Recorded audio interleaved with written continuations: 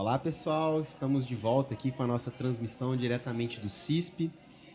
Agora nós iremos conversar com uma presença ilustre aqui, a professora Ana Terezinha. Ela é titular, né, da cirurgia vascular da Unicamp. Seja muito bem-vinda aqui, professora.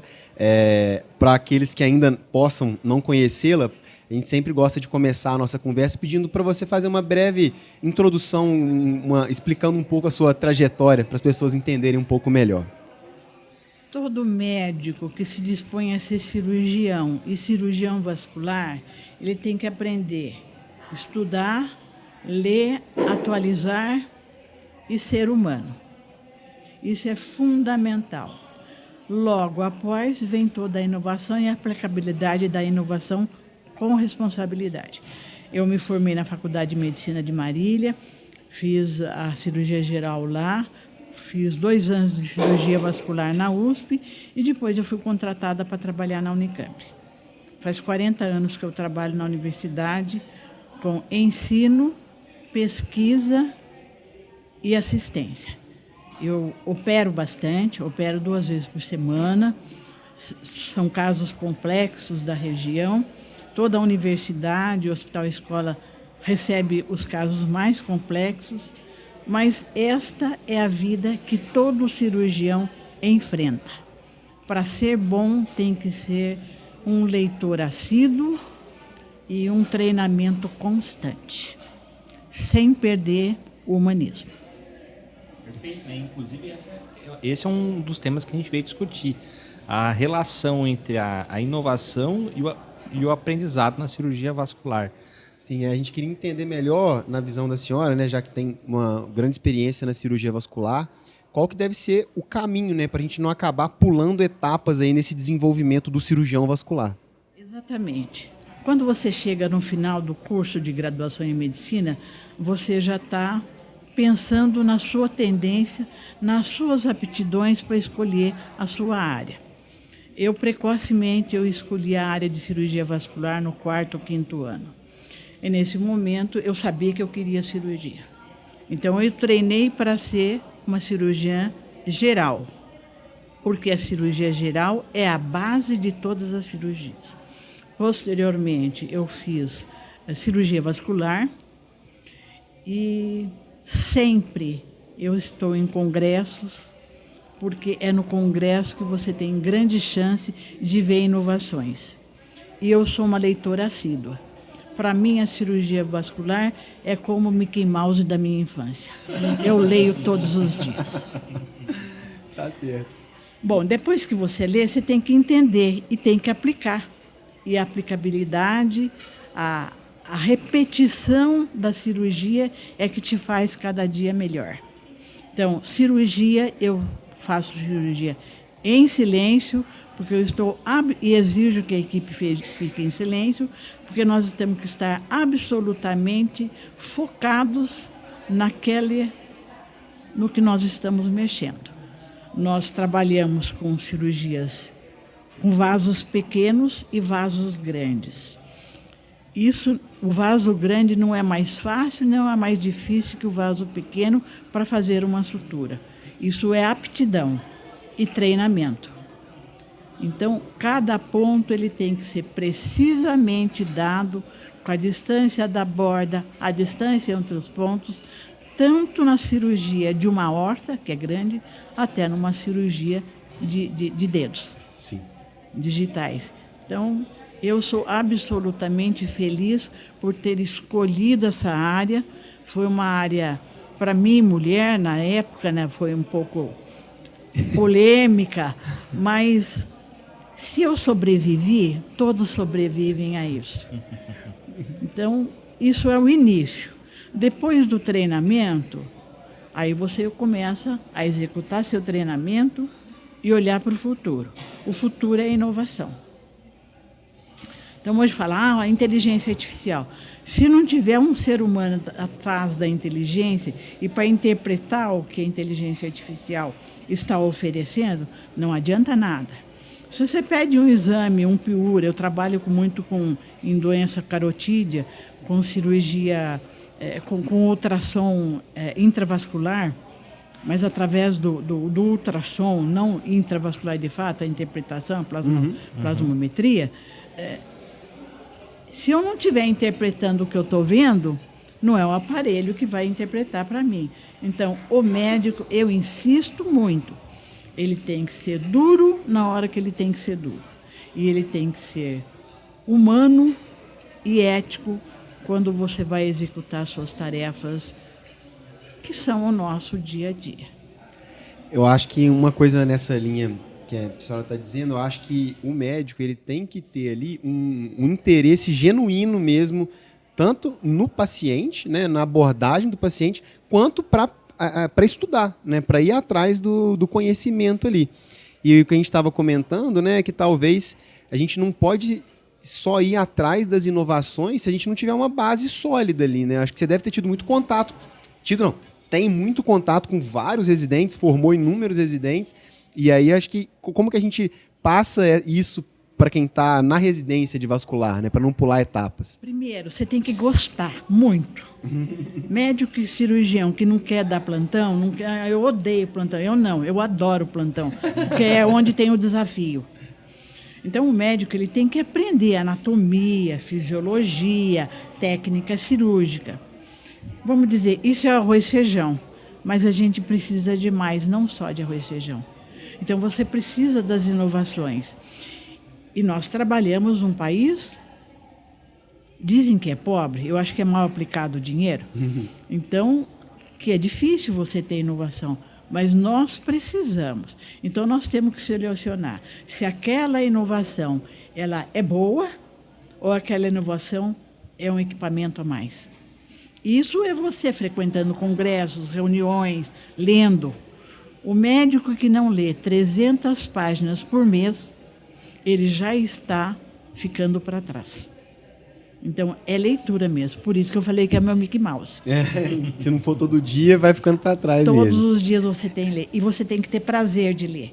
Claro. Porque quando você tem prazer em ler, evidentemente, você vai desempenhar com muito mais propriedade cada desafio.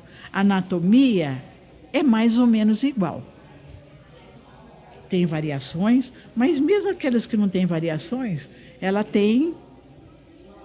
mostra variações, né? Sim, pequenas. Sim. Então você tem que saber interpretar isso. Nossa, esse vaso aqui ele está um pouquinho mais torto.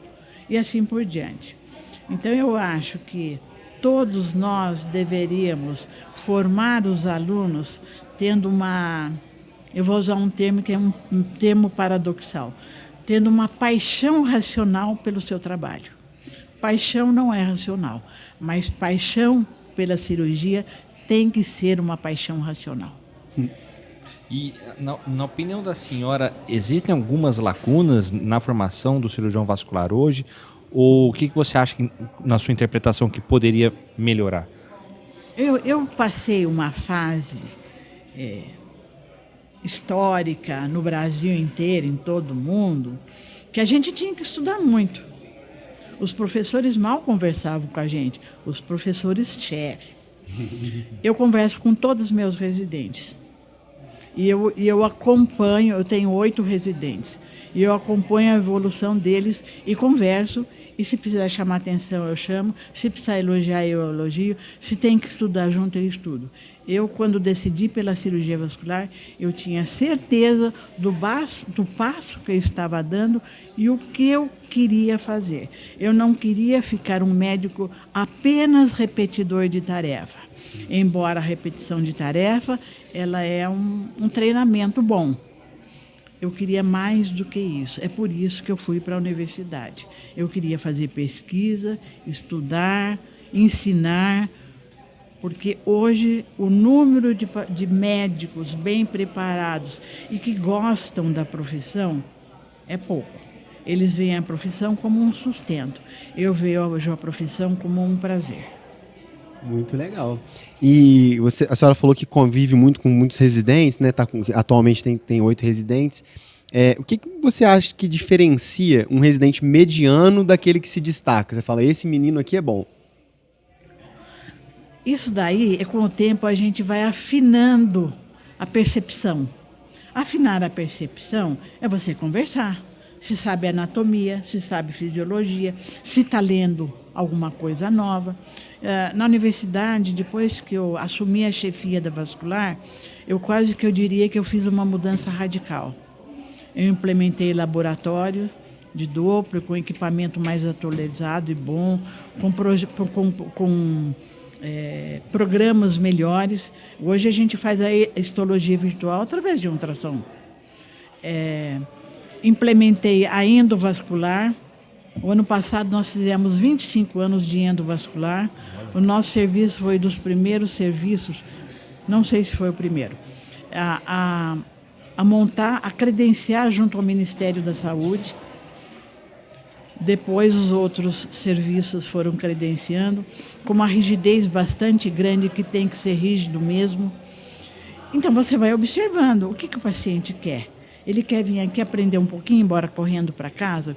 Eu não me lembro de nenhuma vez na minha vida eu sair da cirurgia porque eu tinha compromisso. No dia que eu estou tratando o doente, é o dia que eu estou tratando o doente. Então isso é fundamental. Como eu disse, eu sou apaixonada pela minha profissão, me dediquei a isso. Graças a Deus tenho uma família que compreende toda essa questão e que tem orgulho de ter eu dentro da família como uma pessoa dedicada. Então, eu trabalho mesmo, gosto de trabalhar e acho que os médicos hoje em dia têm que aprender a estudar mais, a trabalhar sem perder o humanismo, a ética, a misericórdia, que são as virtudes que todo cirurgião, principalmente cirurgião, tem que ter. E na visão da senhora, como é que você enxerga a cirurgia vascular no futuro? Para onde estamos indo? Para onde estamos indo? Para onde deveríamos estar indo? Olha, eu vivi a cirurgia do passado, estou vivendo agora e estou enxergando o futuro. Então, por exemplo, quando eu me formei, o ultrassom era só para gestante. Se a gente vê 50 anos atrás, 40 anos atrás, era isso aí, depois foi evoluindo. Então, a evolução é um privilégio você pegar o começo da evolução e andar junto. Então, os médicos atuais, eles têm que saber anatomia, não é só a evolução. O meu medo é que vai ser tão fácil que está muito... Você põe na máquina e sai o resultado.